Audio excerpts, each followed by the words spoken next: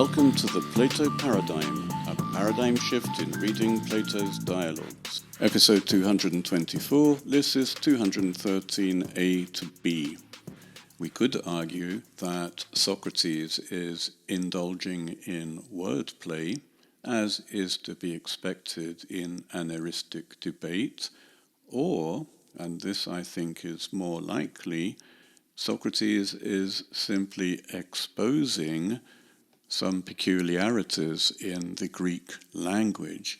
I'm talking specifically about philos and the stem phil, where we have the verb phileo, to love, and the adjective philos, the being loved, in other words, the beloved, it's passive, and the noun philos, which is usually translated as friend, and this is the problem in the argument here, whether friend is active or passive, whether a friend loves or is loved. While the adjective philos means beloved, it's passive, the prefix phil is active, as in philoinos, lover of wine, or philippos, lover of horses. We might say today, well, this is a problem in ancient Greek. What does this have to do with us? Well, unlike modern languages, ancient Greek was thought to pertain to reality. And while Socrates does seem to be talking about the language, he's actually trying to get to the root of friendship itself. What is a friend, a real friend? Yes, he is using language, he's exploiting problems in the language, but it is all in order to get these people thinking about the significance of friendship. Who really is a friend? And on the assumption that even today we have such a thing as friendship, it is worth asking the same questions. Who is a friend? The one who loves, the one who is loved, or both or neither?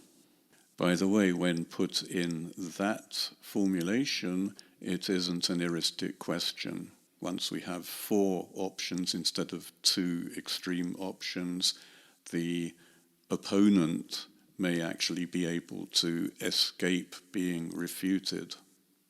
Of course, an eristician would still be able to refute any of those options, but it's very inefficient. It's easier to make people laugh at an opponent after just 1 option or 2 options, but 4 is far too long.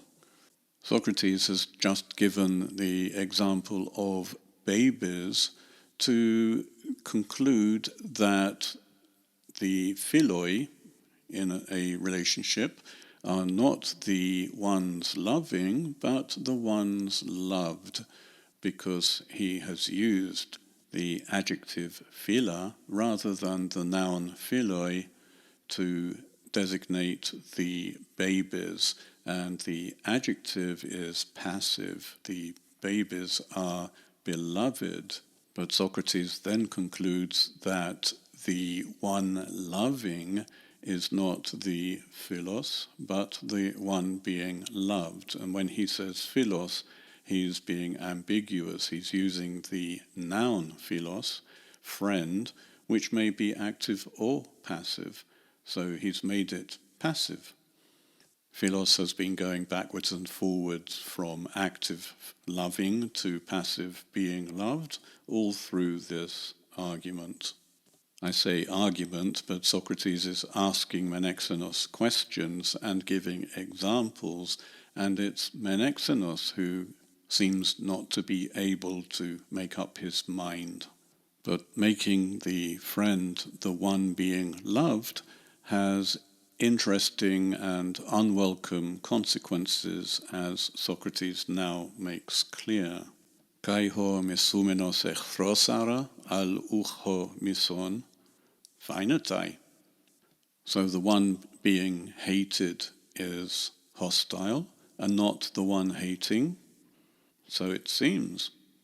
Socrates here has simply given the opposite of the previous conclusion that the one being loved is the friend and not the one loving.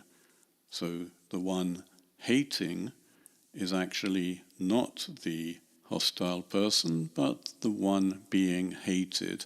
And this is patently false, but Menexenus doesn't seem to know how to avoid the logic, since this does seem to follow. The use of the word echthros, hostile, would imply that philos, the opposite of echthros, must mean friendly and not a friend. But there is a word for friendly in Greek, philios, and Socrates is emphatically not using the word philios. However, we translate the word philos here because it is the opposite of echthros, which is an adjective. Philos here too should be an adjective, and if it is an adjective, then it really should be the passive sense of someone being loved, someone dear, the beloved. For the rest of this argument, just to keep it clear, I will translate philos as beloved and not as friend. But we have to keep in mind that any Greek speaker listening to this at the time in this dialogue would be confused between philos friend and philos beloved.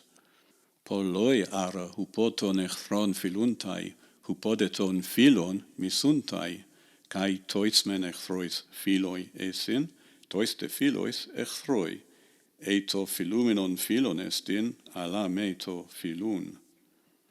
So many are loved by the hostile and are hated by the beloved, and are beloved to the hostile and are hostile to the beloved, if indeed the one being loved and not the one loving is philon. Again, Socrates is using the abstract philosophical terminology whereby we use the neuter singular with a definite article.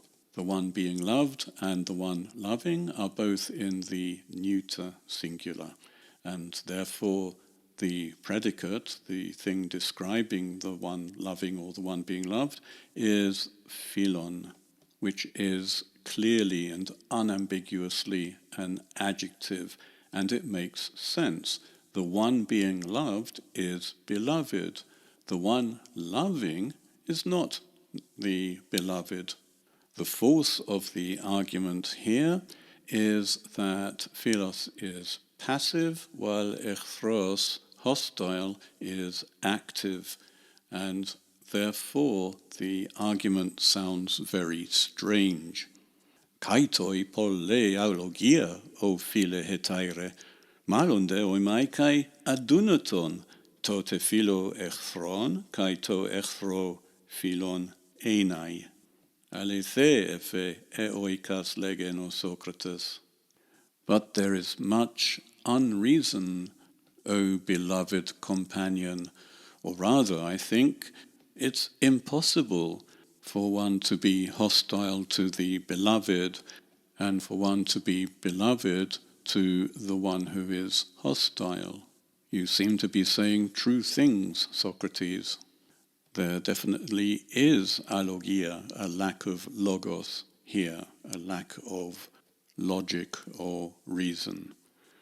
If one is actively hostile, the other is passively hostiled at. I'm sorry for the bad English here, but the point is, if one side is active, the other is passive, the result of the action. If there is a beloved, it is because the other one is the one loving. If the one loving is replaced by one hating, there cannot be on the other side, a beloved, but one who is hated. Ukun e tut adunaton, to philun an e philon tu philumenu, phainatai.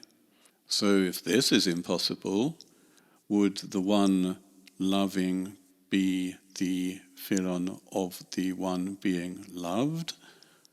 So it appears, again, because Socrates is using the neuter singular with a definite article to make the one loving abstract so that it can apply to anything which loves, he also describes with the adjective philon, and we know it's an adjective, it's in the neuter, and philon, as we keep saying, is actually passive, beloved. So the one loving cannot possibly be the beloved of the one being loved. But Menexenus hears philon as if it is friend, and he agrees that the one loving is the friend of the one being loved. In other words, he takes the word philon to be active and not passive, treating the word as a noun and not as an adjective. The impression that philon is active here is reinforced by Socrates' next remark. To misun ara palin echthron tu misumenu. Ananke. The one hating, then, again, is a hostile of the one being hated. Note that I said a hostile of. This is terrible in English, just as the Greek is terrible in Greek. Hostile is an adjective, and it normally takes the dative. It is hostile to something. Socrates has turned echthron into a noun, the way that philos is also treated as a noun. As nouns, they take the genitive of, a friend of, a hostile of, or rather an enemy of. In fact, echthros, just like philos, can become a noun. And as a noun, we will have the same problems with echthros as we do with philos.